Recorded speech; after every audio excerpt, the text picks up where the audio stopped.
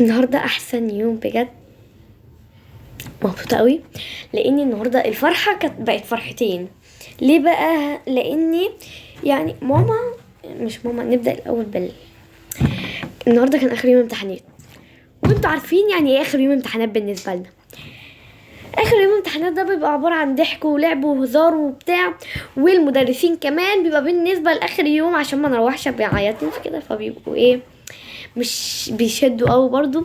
فده بالنسبه اللي زينا في المدارس يعني تبقى فرح. شوف الفرح انت لما يبقى الموجه سايبك كده، اما طبعا مش بيسيبوا. احنا عندنا كان شدد شويه بس برضو اخر يوم برضو كان حلو كده، فاحنا هنعدي كده النهارده اخر يوم طبعا مش هنخرج نعيط، فحتى لو سايبين اسئله هنخرج بنضحك برضو. فاتصورت بقى انا واصحابي وبتاع وكده، وتخيلوا ايه اللي حصل. حصلت مصيبه. مصيبه ايه؟ حصلت مصيبه. المصيبه بقى ان اصحابي كانوا عاملين يدوروا عليا، ففي بنت يعني عقبال ما بنلاقي بعض فبنكون متاهات كتير، فانا اتصورت مع معظم صحابي بس في بنت مصورتش معايا، ده اللي مزعلني.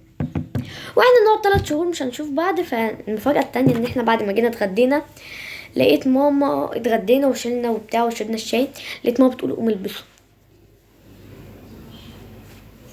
اللي هو في هنلبس ليه؟ قالت خارجين ليه؟ عشان اخر من الامتحانات.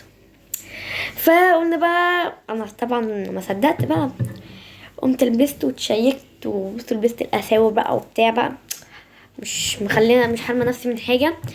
فاللي حصل ان انا بقى ايه، عايزين تعرفوا ايه اللي حصل صح؟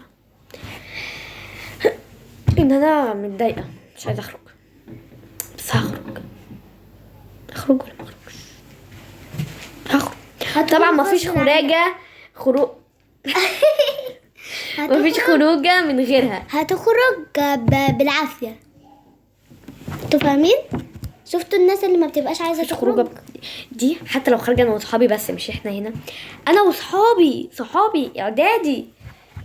ايه اللي هيخليكي تخرجي معانا يا جماعه؟ تعرفوا يحصل قنبله نوويه تضرب في البيت لو ما جاتش معايا. استني يا جماعه، تعرفوا ان اصحابها بحبهم قوي، ما عدا غيرها بحبهم اكتر منها.